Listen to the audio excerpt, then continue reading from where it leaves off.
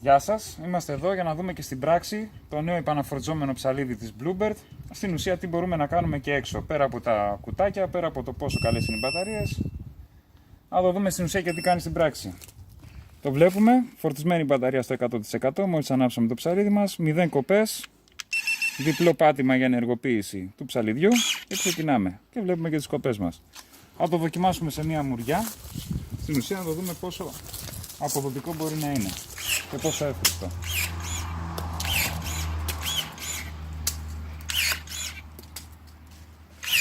Κόβει πανεύκολα. Μπορούμε να δούμε και το προοδευτικό. Το βλέπουμε.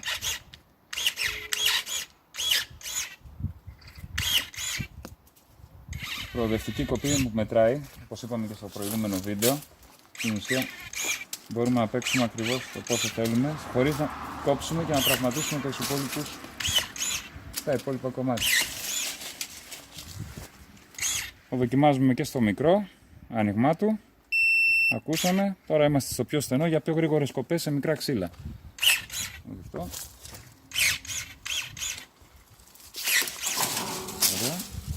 Πολύ ωραίο. Το βλέπουμε εδώ και στα μικρά. Πόσο γρήγορο είναι.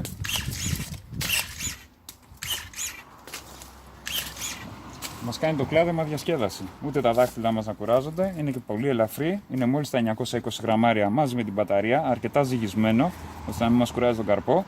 Το μοτέρ βρίσκεται μπρος, η μπαταρία πίσω και στην ουσία έρχεται σε μια ισορροπία το ψαλίδι, οπότε ο καρπός μας δεν κουράζεται. Το βλέπουμε και εδώ πέρα στα ψηλά. Πολύ ωραίο.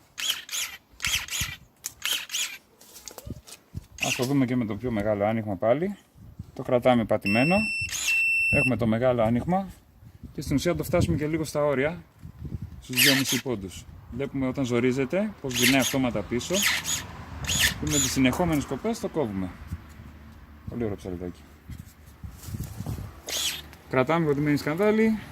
Off. Το κλείνουμε. Ναι, το αντικάτω.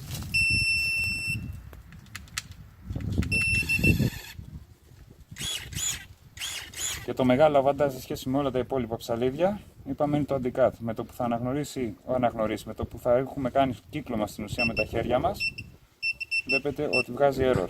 Δεν μπορεί να κόψει. Και αν προσπαθώ δηλαδή, δεν κόβει. Σώνουμε τα δάχτυλα.